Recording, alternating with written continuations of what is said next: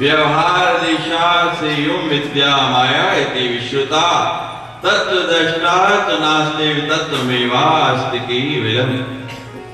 जैसे एक ही रस्सी है वही सर्प या माला के रूप में प्रयोग हो सकती है, वैसे ही मेरे स्वरूप है ब्रह्मा विष्णु और महेश। जैसे एक ही वस्तु भिन्न भिन्न रूपों के भिन्न भिन्न आकारों में दृष्टि गोचर होती है, इसी प्रकार मैं ही ब्रह्मा विष्णु और महेश के रूप में नजर आती हूँ।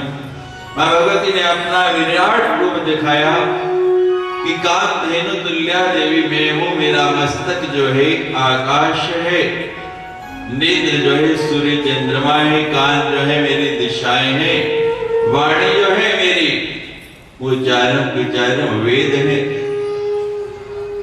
और जितनी वायु है ये प्राण है, और ये सारे का सारा विश्व जो है वो मेरा हृदय है। ये जितनी पृथ्वी है ये मेरी जंगा है। मेरी नाभि जो है ये पाताल है, और जो मेरा वक्ष है ये ज्योति चक्र है। जो मेरी ग्रीवा है ये मेहर लोक है। जो मेरा मुख है ये जन लोक है। ललाट है वो तपोलोक है। मेरी बाहें इंद्र हैं। मेरा तालु जो है वो जल है। मेरी दाढ़ जो है वो यम है। दांत जो है वो स्नेह की कला है। लज्जा मेरे होंठ हैं।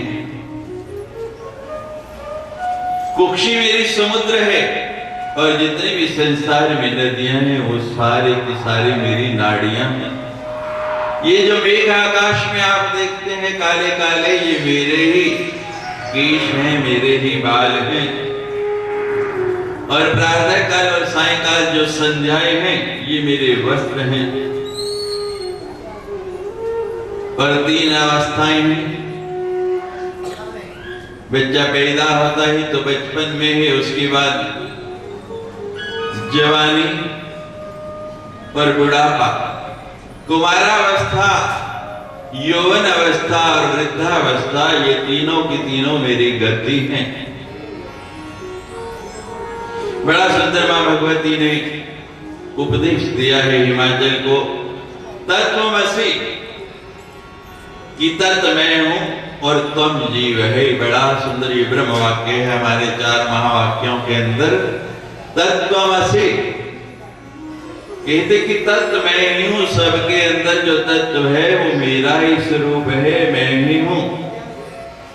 और तुम जो है वो जितने भी जीव हैं संसार में वो दोनों हैं। और बीच में जो बाद में 80 पद आया है उसमें मेरे और जीव के बीच में, ब्रह्म और जीव के बीच में एकता का बोध है कि सब जीव मेरे ही द्वारा बने हैं।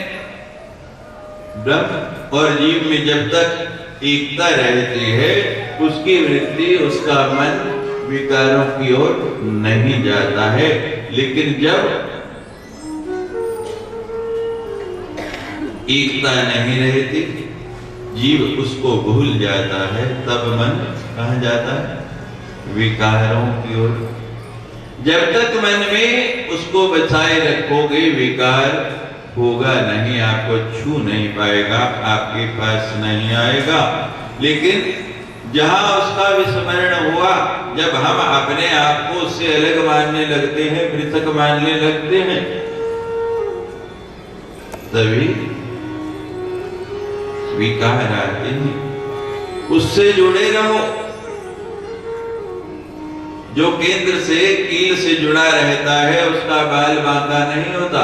कबीर जी ने लिखा है, चलती चक्की देख के दिया कबीरा रोए, और 2 पाटन के बीच में साबुत बचा न कोई। कबीर जी कहते हैं ये संसार चक्की के 2 पार्ट हैं, इसमें जो आ गया वो साबुत बच नहीं सकता। लेकिन कबीर जी का एक पुत्र हुआ है, बेटा हुआ है, उसका नाम है कमाल। क्या नाम है? और सचमुच कमाल ही है। वो कहता है नहीं कबीर जी आप गलत लिखते हैं, बच सकता है। कहते नहीं कमाल, 2 पार्टों के आने के बीच कोई नहीं बच सकता। कमाल कहता है नहीं महाराज बच सकता है। कैसे? तो कमाल ने लिख दिया, चलती चक्की चलने दे और पिस पिस आटा होए, और पीली पार्टी में रहे तो बाल ना बांका। चक्की देखी आपने? बुजुर्ग माताएं बैठी हैं, आजकल तो पता ही नहीं किसी को चक्की क्या होती है। 2 पार्ट होते हैं चक्की के, एक नीचे एक ऊपर, बीच में एक कील होती है। उस कील में ऊपर वाला पार्ट आता है, और जब कुछ पीसना होता है क्या करती है माताएं? कपड़े की पोटली बना के उस कील में डाल देती हैं, फिर बीच में अनाज आता है और पिसता रहता है। तो कमाल कहता है कि वो जो कील है, जो दाना उससे सट गया, उससे जुड़ गया, उस पीली पट्टी के नीचे आ गया, वो नहीं पिसता। कबीर जी ने चक्की का पार्ट उठाया और देखा, कहते हैं कमाल तो सही है। कहते हैं ये कील, ये केंद्र यही ब्रह्म है जो उससे जुड़ा है। कितनी भी चक्की चले वो पिसेगा नहीं। आप कहती हैं संसार में रहते हुए बाहर नहीं हो, तो हम भी तो रोज संसार में रहते हैं, आपके साथ रहते हैं कि नहीं? और आप तो अपने घर में रहते हैं, हमारा तो ना घर ना घाट। क्योंकि अगर हम इतने अच्छे होते तो घर वाले घर नहीं रख लेते हमें, ना वहां रहे और ना कहीं के रहे। रोज यही काम है, आज यहाँ कल वहां। लेकिन फिर भी हमारा कुछ नहीं बिगड़ता। क्यों नहीं बिगड़ता? हम उस केंद्र से, उस कील से जुड़े हुए हैं।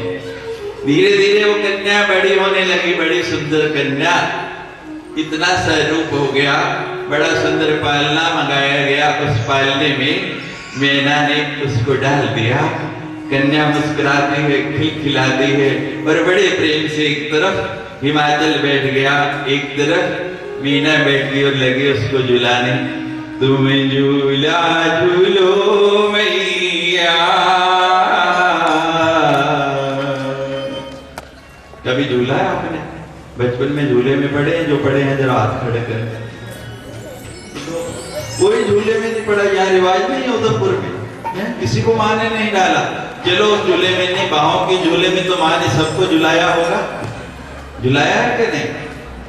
अच्छा, जिनको अपनी अपनी माँ ने बाहों के झूले में झुलाया है वो हाथ खड़े करें। सारों को झुलाया, ठीक है? तो आज सारे ही मैया को झुलाएंगे, जैसे आपकी माँ ने आपको झुलाया।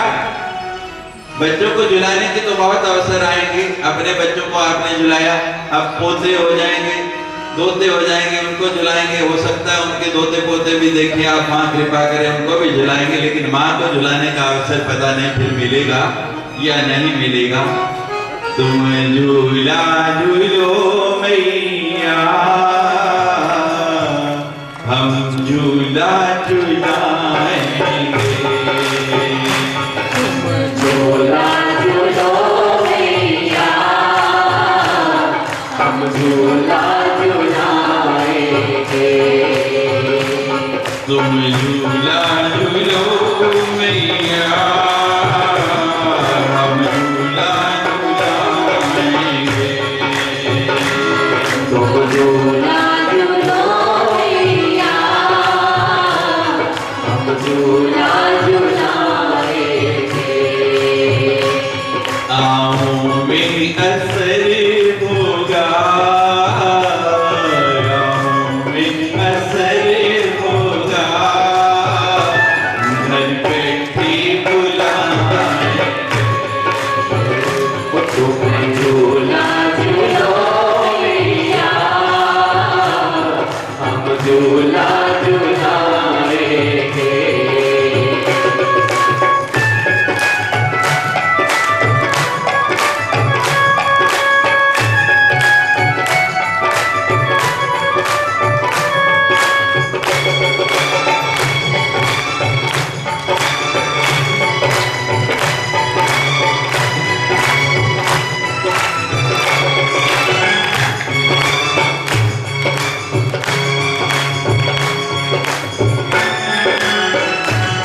तुम कहती हो मैया, वैष्णो देवी तुमको प्यारी है।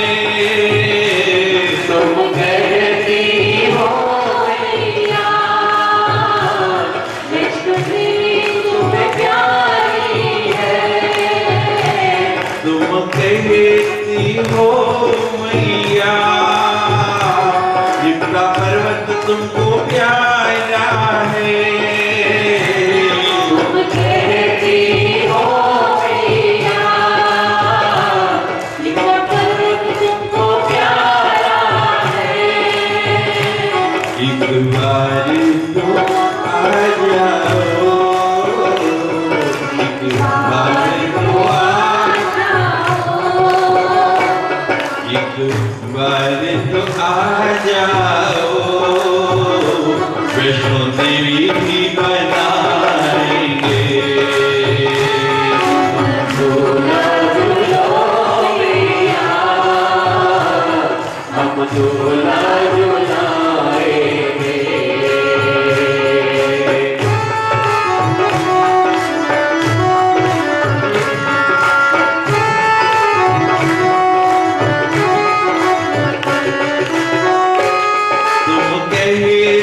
हो मैया, तुम्हें कहाँ बिठाएंगे। तुम कहती हो मैया, तुम्हें कहाँ बिठाएंगे। कहाँ बिठाओगे? वहाँ तो कहाँ बिठाओगे? नैनों में चली आओ, में चले आओ, नैनों में चली आओ। एक बार हमारे नैनों में तो आ जाओ माँ, ना हम काजल लगाएंगे ना मस्कारा लगाएंगे। नैनों में चली आओ, पलकों पे बिठाएंगे। झूला झूलो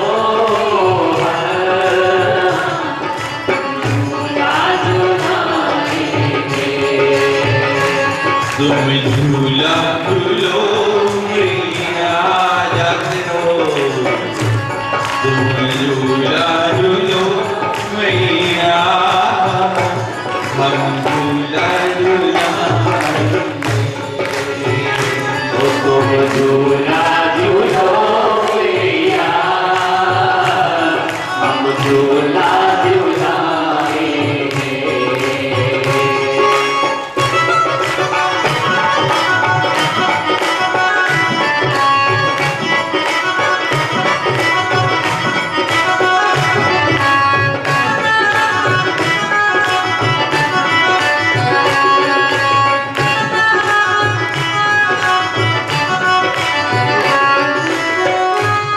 लगी आग जो सीने में, इस प्रेम जुदाई की। लगी आग जो सीने में, इस प्रेम जुदाई की। 8 दिनाचा प्रेम पाया कि नहीं? प्रेम होया थोड़ा थोड़ा कि ज्यादा? दसो थोड़ा थोड़ा कि ज्यादा? एन करके दसो, एना कहना कितना होया? सच्ची मुची प्रेम पाना सौखा पर निभाना बड़ा औखा है। जुदाई की घड़ी आ रही है, कल चले जाना। आज तेरी संगता दे मेले मांगते, कल तेरे भगता तुर जाना। फिर विदाई में लगी आग जो सीने में, इस प्रेम जुदाई की। लगी आग जो सीने में, इस प्रेम जुदाई की। कैसे बुझेंगी आग? पानी डालेंगे, फायर ब्रिगेड को बुलाएंगे, बोलो बुझ जाएगी? इससे बुझ जाएगी? कैसे बुझेगी?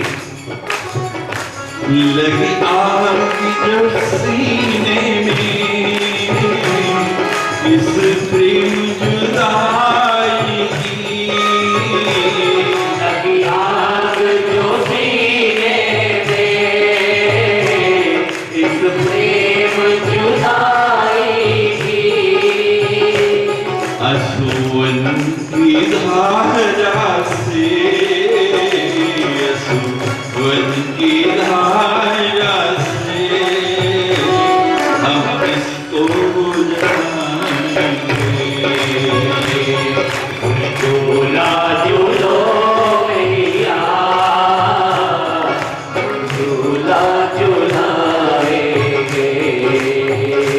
तुम झूला झूलो मैया, हम झूला झूलाएंगे। सभी बार को झूला झूला।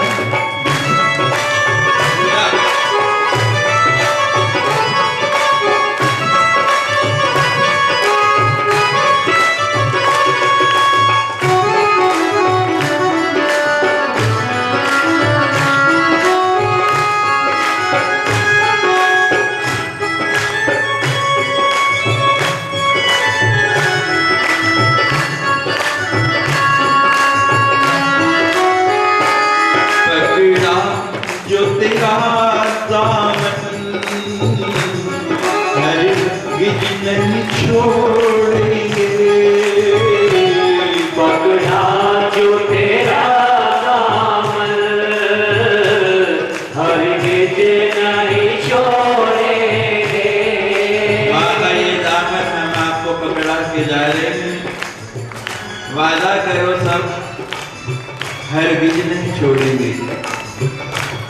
पकड़ा जो तेरा दामन, हरगिज नहीं छोड़ेंगे। सब बोली जो ये दामन पकड़ाया है छोड़ेंगे तो नहीं। तो फिर मेरे साथ, पकड़ा जो तेरा दामन, हरगिज ऐसे नहीं पकड़ा जो तेरा दामन,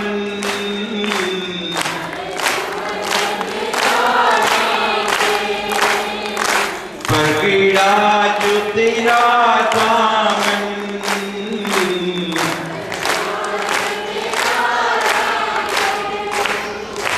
हम दास तुम्हारे हैं, हम दास तुम्हारे हैं, तुम्हें अपना बनाएंगे। तुम झूला झूलो मैया, हम झूला झूलाएंगे। आओ बेअसर होगा, घर में भी बुलाएंगे।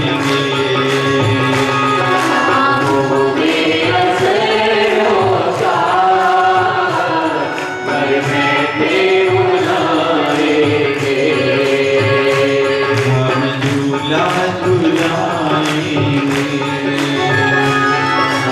झूला झूलाएंगे। जय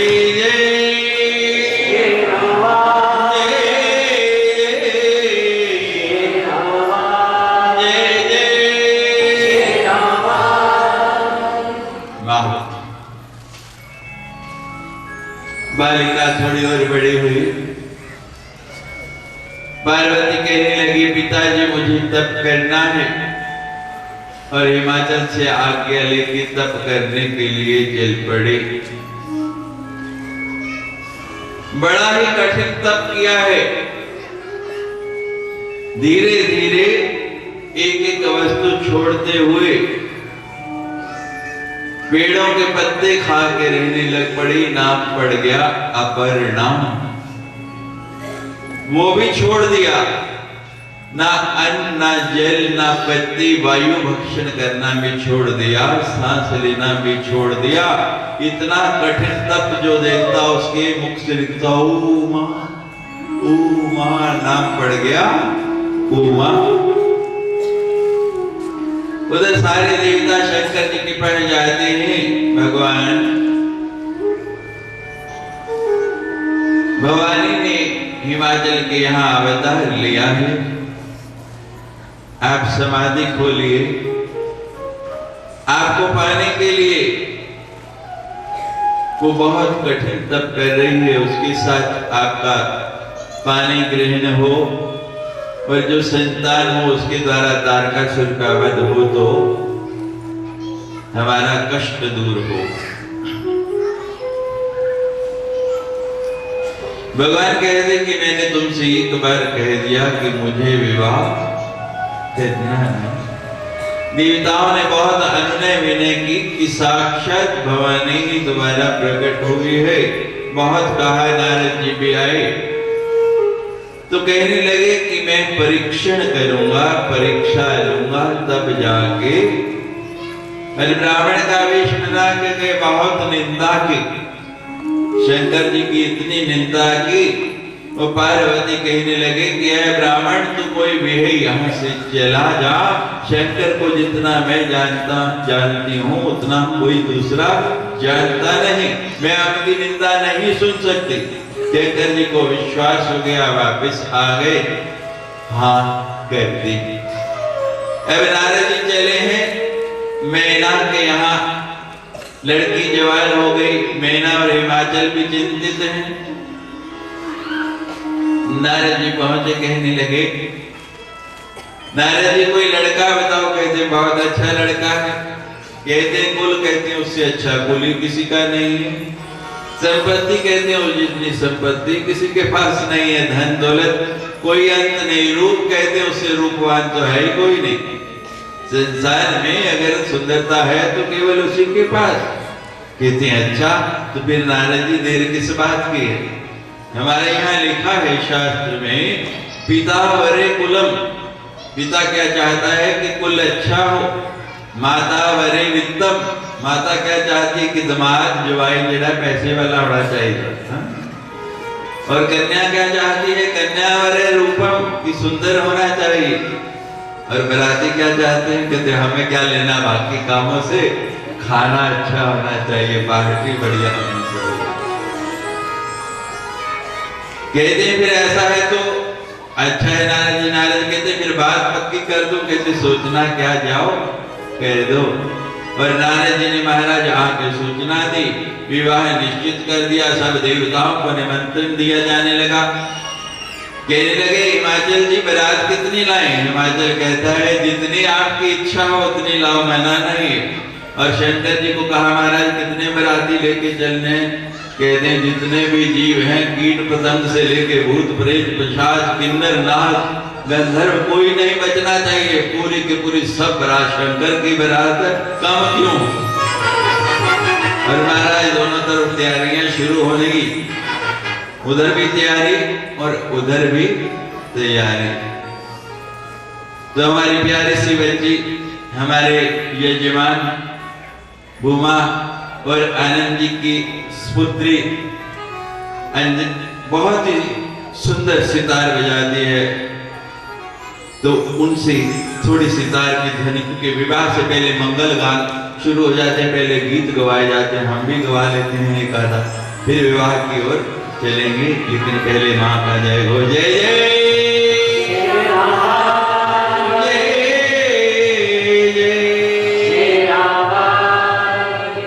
तो देखिए भूमा कैसा शिव पार्वती के विवाह में सितार सुनाती है, कैसी सुंदर गीत गाती है। और उसके बाद कथा को आगे बढ़ाएंगे।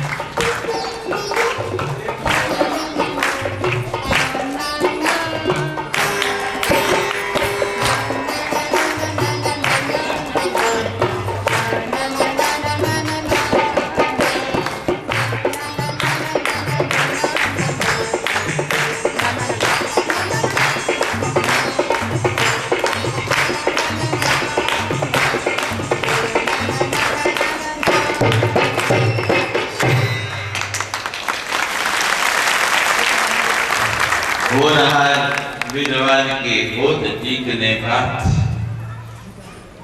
खुद के पांव पालने में दिखने लगते हैं। भगवान ने सबको मंत्र मुक्त कर दिया। एक बार पुनः उमा के लिए तालियां। आ जाइए।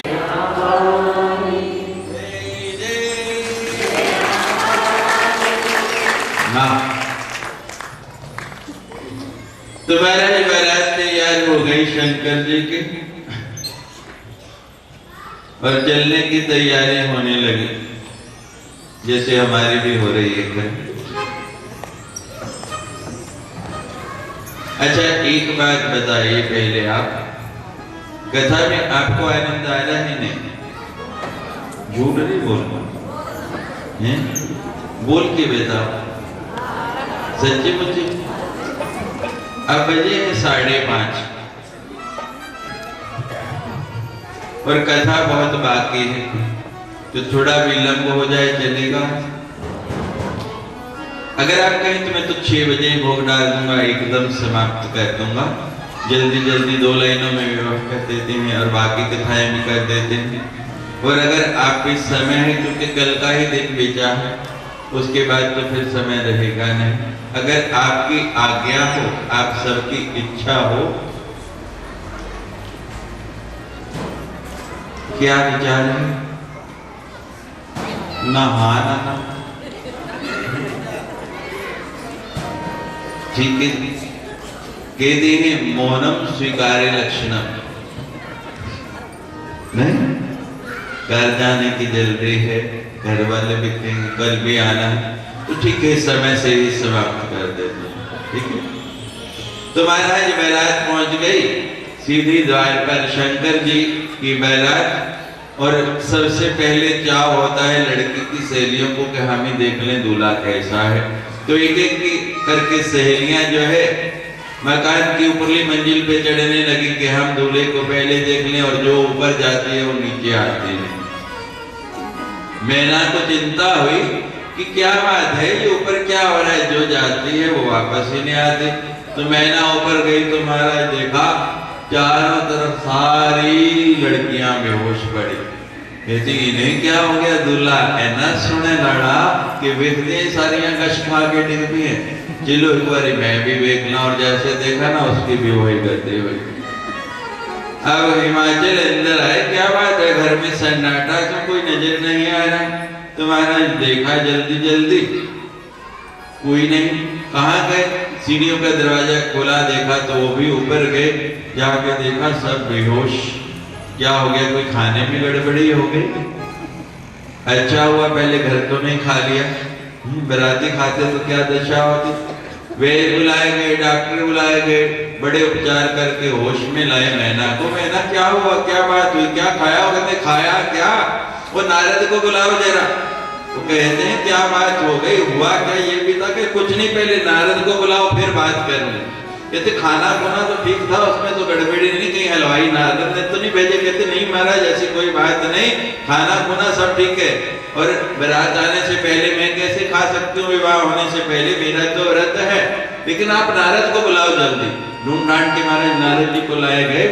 तेन मेरा ही घर मिलिया से अगला है, और कोई नहीं मिलिया। मैंने सोनी मेरी फुल वर्गी कुड़ी, तो तू कहना बड़ा वधिया मुंडा है, मुंडा लभ्या ਉਹਦੇ वास्ते। महाराज जी कहते माता जी हुआ क्या, गड़बड़ी क्या हुई?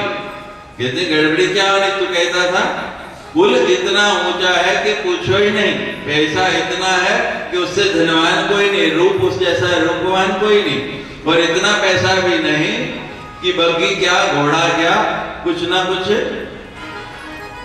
बैल पे चढ़ के आ गए। और सेहरा नहीं मिला, मुकुट नहीं मिला, जटा जूट में ना के आ गए, और वस्त्र भी नहीं मिले पहनने को, नंग धड़ंग। चलो वस्त्र नहीं पहने, कोई पाउडर लिपस्टिक लगा लेता, सारे अंग में विभूति रवा रखी। कहते बराती तो जरा देखो। कहते माता जी मैंने जो कहा वो अक्षर से सच है, इसमें दूसरा कुछ नहीं।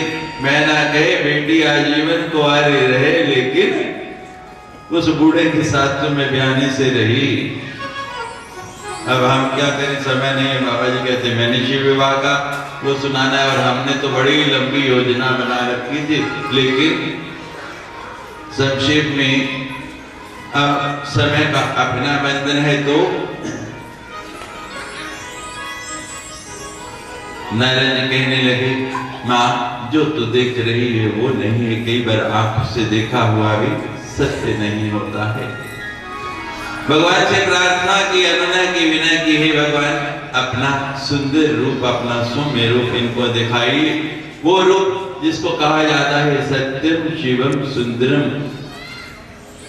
और जब नारद जी ने प्रार्थना की, भगवान अपने सौम्य रूप में कर्पूरगौरम करुणावतारम संसार सारम भुजगेंद्रहारम उस रूप में आ गए।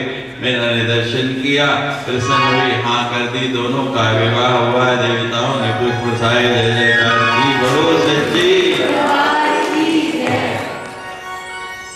अब दोनों के विवाह होने के बाद जो बड़ा पुत्र हुआ उसका नाम रखा गया कार्तिकेय।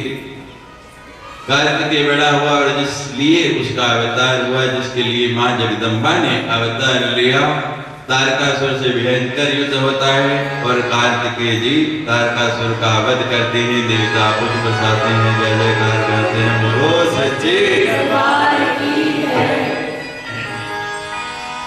हो गया ना ब्याह, तारकासुर भी मर गया है।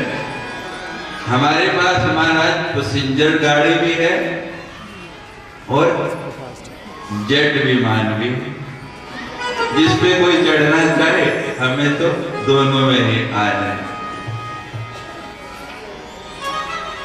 अब आधा समय तो बिजली 2 दिन से खराब कर रही, कोई पुराने जन्म की दुश्मनी निकाल रही, वो भी हमारे से। बड़ी बड़ी रस्में, बड़ी बड़ी सुंदर कई कथाएं समय अभाव के कारण छूट जाते हैं। शक्ति की सत्ता कोई व्यक्ति इनकार नहीं कर सकता है, उसको मानना ही पड़ेगा, स्वीकार करना ही पड़ेगा।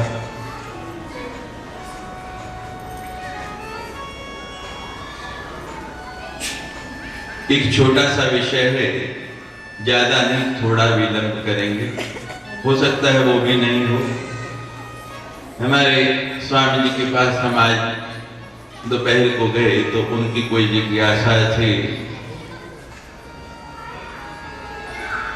तो वो जिज्ञासा थोड़ी दूर कर देती है। लोक कल्याणकारी उनका प्रश्न था। भागवत में भी परीक्षित ने कई प्रश्न पूछे, और सुखदेव जी ने कहा कि ऐसा प्रश्न जिससे समाज का, लोगों का हित होता हो, वो जरूर करना चाहिए।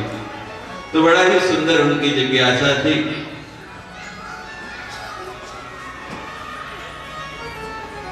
रामचरितमानस का प्रसंग है।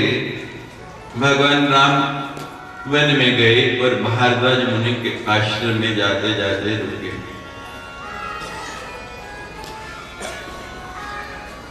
और जब भगवान चले गए तो उसके कुछ दिन के बाद भरत जी वहां आए।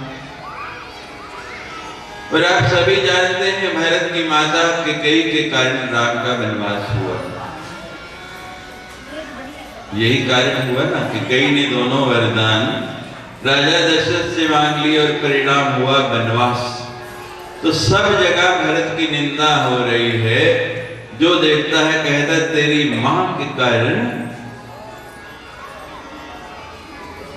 भगवान को वनवास जाना पड़ा। इतनी निंदा हुई भरत की कि भरत ने कहा कि मैं पैदा क्यों हुआ, मेरा जन्म क्यों हुआ, मैं धरा पर नहीं आता तो अच्छा होता। और इतिहास कहता है कि जब भगवान वापस आए हैं, राज्याभिषेक हुआ उनका, हर एक ने कुछ ना कुछ मांगा और भगवान ने सबको दिया। लेकिन दो व्यक्ति चुप खड़े हैं जो कुछ नहीं मांग रहे, एक कैकेयी और एक हनुमान जी। तो भगवान ने कैकेयी से बड़े प्रेम से बुलाया, कहा माँ क्या बात है, तुम मुझसे रुष्ट है? मैं तेरा वही राम हूं जिसको तू गोद में लेके दूध पिलाती थी। मैंने तो कभी कौशल्या का स्तनपान ही नहीं किया, तेरा ही दूध पिया है, तू मेरे से नाराज है, रुष्ट है? बोल मां तुझे क्या चाहिए, सब जो मांग रहे हैं वो मैं बाद में दूंगा, सबसे पहले तुझे ही दूंगा। तो कैकेयी ने क्या मांगा कि भरत मुझे मां नहीं कहता, जब से तुम चले गए वो मेरे पास नहीं आता, राम कुछ दे सकते हो तो मुझे यही दे दो कि भरत एक बार मुझे मां कह के बुला ले। इतनी निंदा हुई भरत की कि उसने मां कहना ही छोड़ दिया, मां शब्द ही मुख से नहीं निकाला। वही भरत जब भारद्वाज मुनि के आश्रम में पहुंचे तो भारद्वाज मुनि ने रामचरितमानस में बड़ी सुंदर चौपाई तुलसीदास जी ने लिखा है, सुनो भरत तुम सब विधि साधु, जन्म हमारे सफल भाजो।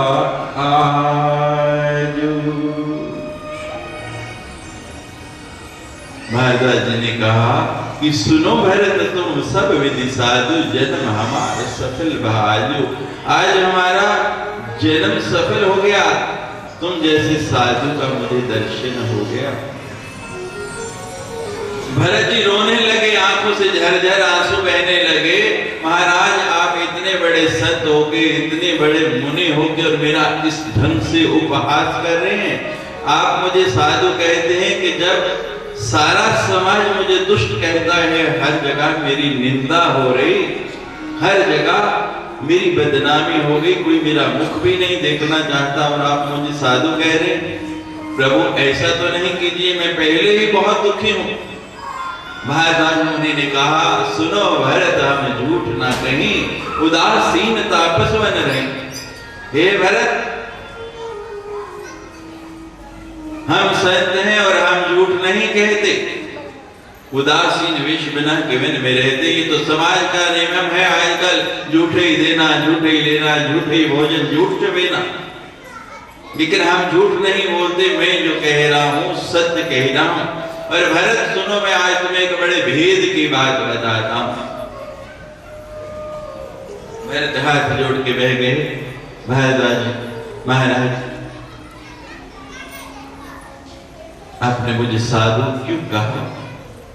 कहने लगे राम को तो राज्य मिला, वनवास मिला और वो वन में गए, तुम्हें तो वनवास नहीं मिला, तुमने राज्य नहीं लिया, उस सिंहासन की तरफ देखा भी नहीं और राम के पीछे वन में जा रहे हैं।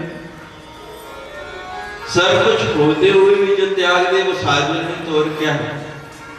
और भरत इतिहास प्रमाणिक है और मेरा अनुभव है, लोग कहते हैं, भजन करते हैं, जप करते हैं, तप करते हैं कि हमें भगवान का दर्शन हो जाए, और हो जाता है।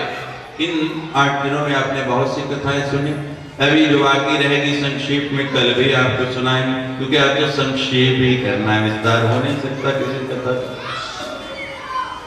तो संक्षेप में हर कथा में आपने देखा कि जब किया तब किया, हजारों साल और भगवान प्रसन्न हो गए।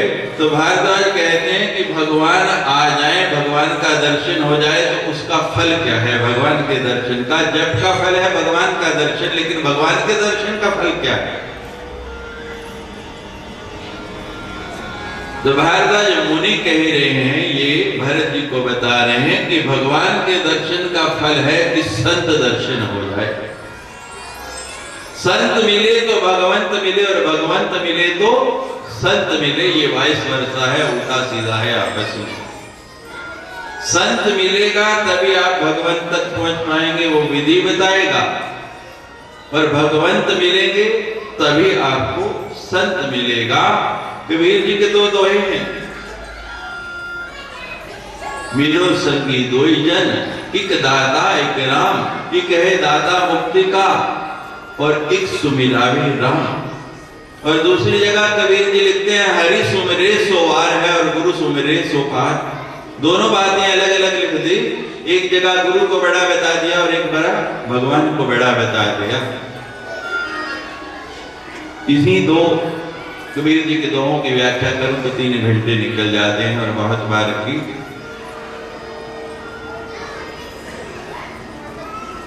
उससे और स्पष्ट हो जाता। लेकिन यहाँ तुलसीदास जी ने लिखा है और भारद्वाज मुनि कह रहे हैं कि भगवान के दर्शन का फल संत का दर्शन आपको हो जाएगा, ये निश्चित है।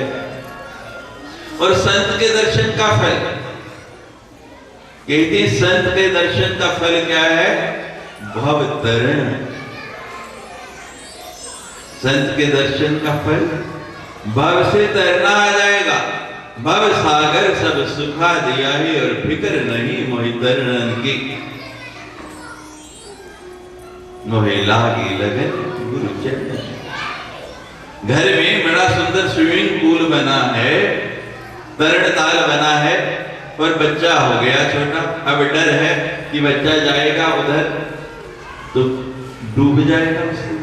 तो क्या करेंगे? स्विमिंग पूल में मिट्टी डाल के बंद करा देंगे, या एक ट्यूटर, एक शिक्षक रख लेंगे जो उस बच्चे को तैरना सिखा दे। कौन सा काम अच्छा रहेगा? एक शिक्षक रख लेंगे ना जो उसको तैरना सिखा दे।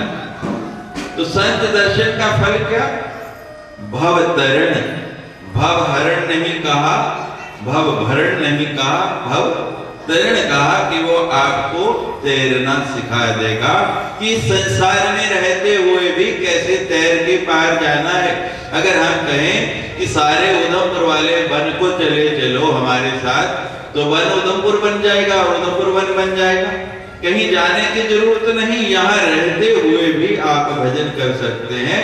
कैसे रहना है संत ने यही बताना है, और 8 दिनों में यही बताया आपको। और भावतरण का फल, जब व्यक्ति तैरने जाता है, किसी को आती है स्विमिंग? यहाँ कोई करता है? 2-4 लोग हैं। तैरने के बाद क्या होता है? शरीर में स्फूर्ति आ जाती है, चेतना आ जाती है। भावतरण के बाद शरीर में स्फूर्ति आ जाती है, और जब स्फूर्ति आती है फिर आनंद मिलता है, और जब आनंद मिलता है फिर शांति।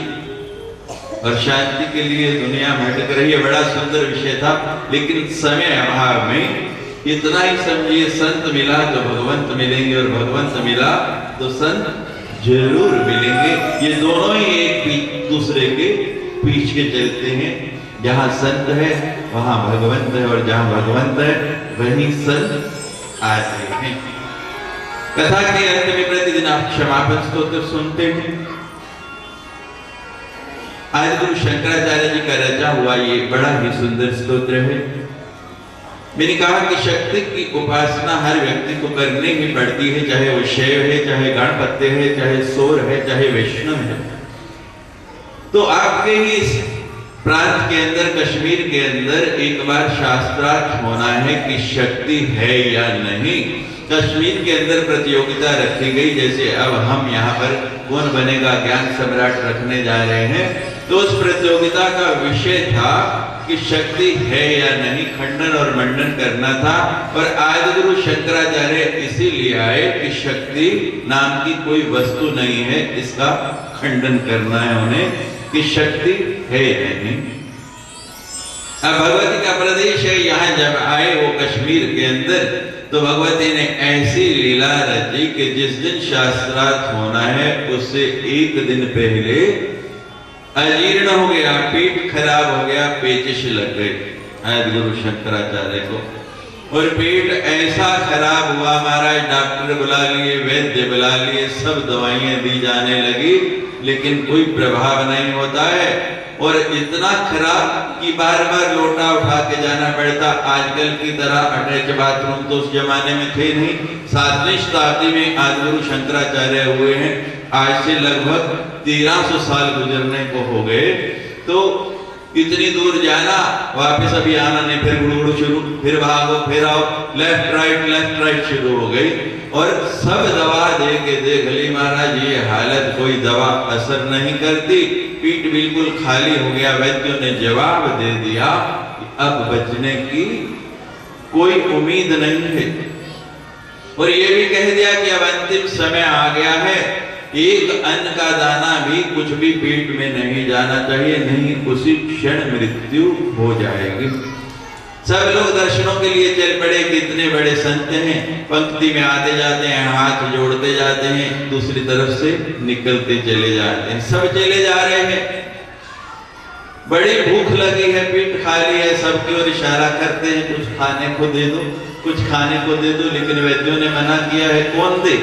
कौन अपने सिर पाप ले, कौन अपने सिर दोष ले? सब मना करते हैं। नमस्कार करके पुष्प भेंट करते जाते हैं, चलते जाते हैं, चलते जाते हैं। उसी भीड़ के अंदर एक बड़ी सुंदर छोटी सी कन्या, वो भी चली आ रही। हाथ में एक पात्र है और उसमें दही भरा है। जब वो कन्या आदिगुरु शंकराचार्य के सामने पहुंची तो जो सबसे कह रहे वही उससे भी कहा, क्या है इसमें? वो दिखा देती है, दही है। कहते दे दे, थोड़ा सा दे दे, इशारा करते थोड़ा सा दे दे। वो कन्या कहती मेरा थोड़ा देने की आदत नहीं, मैं तो पूरा ही देती हूँ, थोड़ा नहीं देती। तुम थोड़ा मांग रहे हो, मैं सारा देती हूँ, सारा ले लो। आओ आओ ले लो। जो यहाँ आए उनको ही मिला ना कि घर में किसी के देने गए हैं?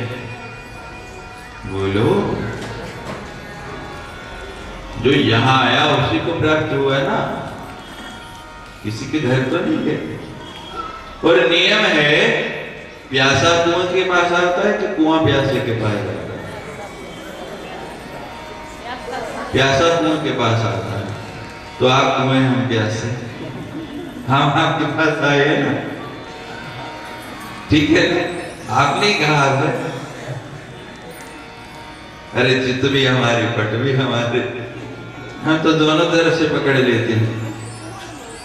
तो नियम है कि प्यासा कुएं के पास जाता है।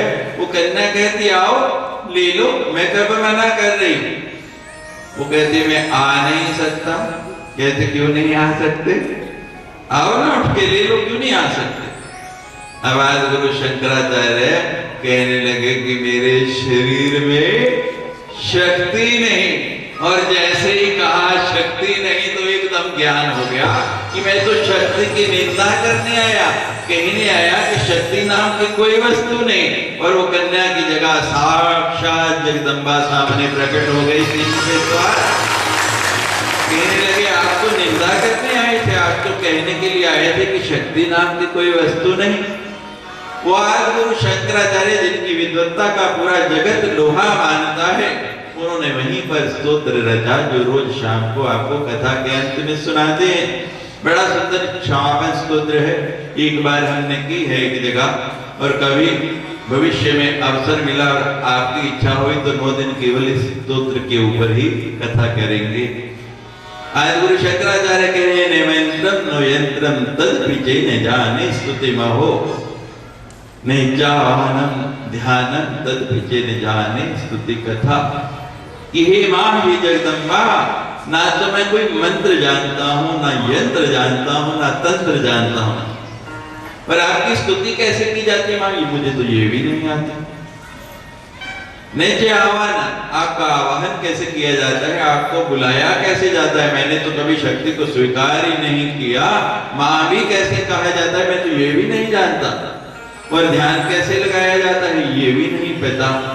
मुद्रा कैसे की जाती है, नमस्कार की मुद्रा कैसे बनाई जाती है, इतना भी नहीं मुझे पता।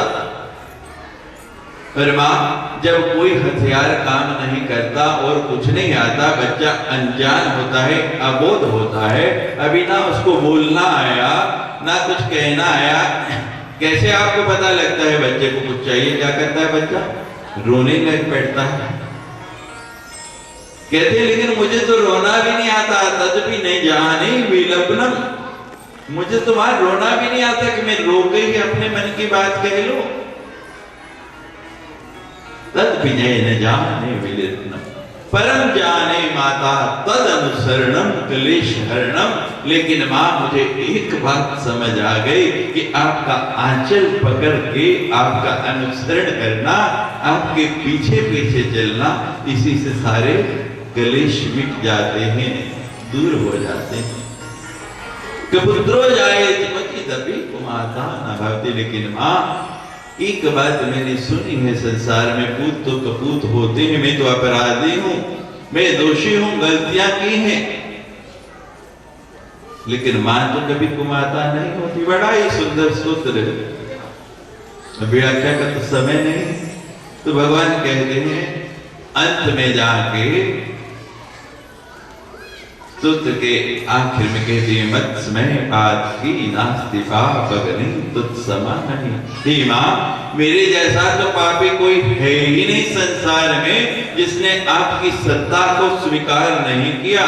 जो ये कहने जा रहा है कि शक्ति कोई नहीं है, मेरे जैसा तो नीच अधम पापी कृतज्ञ कोई हो ही नहीं सकता। मत्स्मय पाप की नास्ति।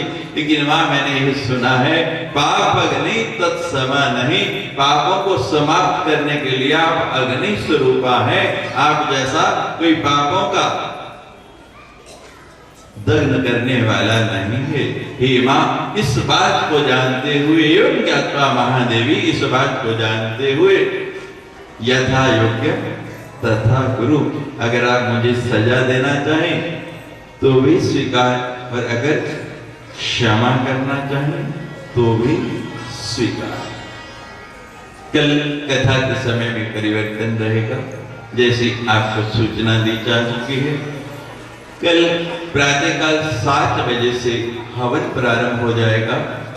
7 बजे से लेकर 10 बजे तक हवन, और जैसे ही हवन पूर्ण होगा 9:30-10 बजे, उसके बाद ये कथा अपनी पूर्णता की ओर बढ़ेगी। 2-2.5 घंटे में प्रयास करेंगे जो विषय रह गए 2-2 लाइनों में उनको पूर्ण करें। 12:30 तक आपको भूख भी लग जाएगी। 1 भी बज सकता है, 12:30-1 के बीच में प्रयास रहेगा जितनी जल्दी कर पाऊं। तो उसके बाद भोजन भंडारे की व्यवस्था है, जिसको आप जग कहते हैं यहाँ की भाषा में। बड़े सुंदर भोजन बनाए गए हैं कल आपके खाने के लिए। और मां को भोग लगने के बाद वो प्रसाद, मैंने कहा था वस्तु नहीं रहती, प्रसाद हो जाता है। वो प्रसाद सभी ने ग्रहण करना है। कथा को विराम दिया जाएगा। नियम है कथा के विराम पर यजमान लोग अपना वस्त्र सबसे पहले आविष्कृत करेंगे, तभी पुस्तक बंद की जाती है। पुराने वस्त्र में नहीं, नए वस्त्र में पुस्तक बंद होती है। और यहाँ लिखा है कि जब कथा पूर्ण हो तो वक्ता को सोने के सिंहासन पर रखकर देवी भागवत देनी चाहिए। देंगे ना? सोने के सिंहासन पर, वो सोना नहीं कहा मैंने।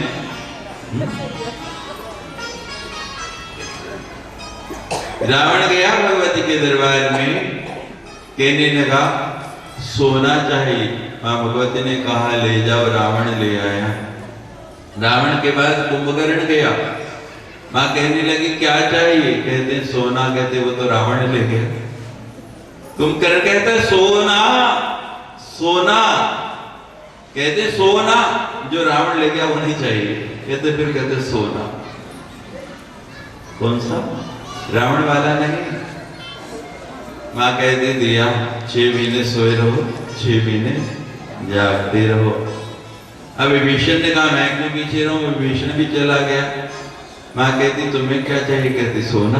कहती सारे भाइयों को एक ही चीज चाहिए। कहते एक सोना रावण ले गया, एक कुंभकर्ण ले गया, अब तुम्हें कहां से दूं? विभीषण जी कहते सोना सोना सोना सोना सोना सोना। कहते जो रावण ले गया वो भी नहीं चाहिए, जो कुंभकर्ण ले गया वो भी नहीं चाहिए। कहते फिर तुम्हें कौन सा चाहिए? कहते मुझे तो दूसरा ही जो आपके पास है वो सोना दे दो। मां कहती वो कौन सा? कहती बस आपके नाम का, आपका नाम भजन करता रहूं तो मुझे तो इस तीसरे सोने पे ही रख के देवी भागवत रख देना। दिल में धुक होने लग पड़ी सबके कि स्वामी जी ने कहा सोने के सिंहासन पर रख के देनी है, लेकिन ना मुझे रावण वाला चाहिए ना कुंभकर्ण वाला चाहिए, मुझे तो नाम जप वाला जो विभीषण ने मांगा वो सोना चाहिए, उसके सिंहासन पे रख के। बाकी लोग जो भी वस्त्र चढ़ाना चाहिए वो भी मना नहीं है। और असली बात भूला नहीं, मतलब की बात कल दक्षिणा भी 9 दिन कथा सुनाई है भाई, तो कल गुरु दक्षिणा भी आपको देनी है। ऐसी वस्तु नहीं मांगूंगा जो कोई दे नहीं पाए, सबके पास है। बिना घबराहट के, बिना हिचकिचाहट के आना देंगे ना, कि कल हमारा भंडारा ही पड़ा रह जाएगा है। तो कल 10 बजे सभी जो हवन में भाग लेना चाहिए 7 बजे यहाँ आइए और कथा को विराम देंगे बड़ा आनंद के साथ। जितने आनंद से, जितने धैर्य से, जितने प्रेम से आपने 8 दिन सुना, कल का दिन भी सुनिए। क्षमापन स्तुति।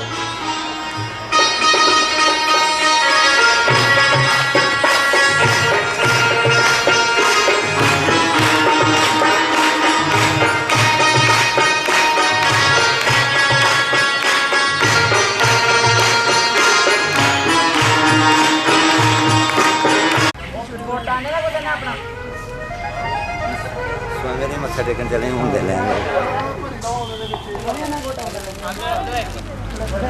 दियो दियो इतनी नहीं इसी यहाँ पर ये लाया तुझे वो बंद किया बंद करने ये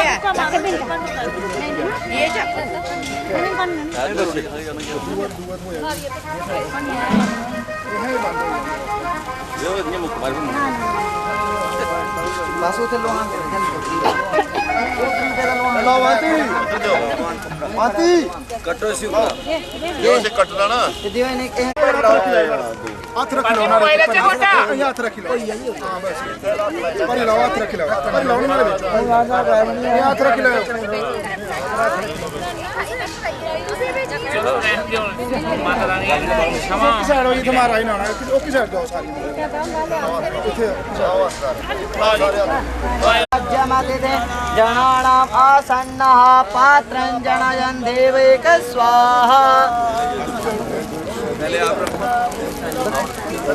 रखना अगे हो जनयन् देवैक स्वाहा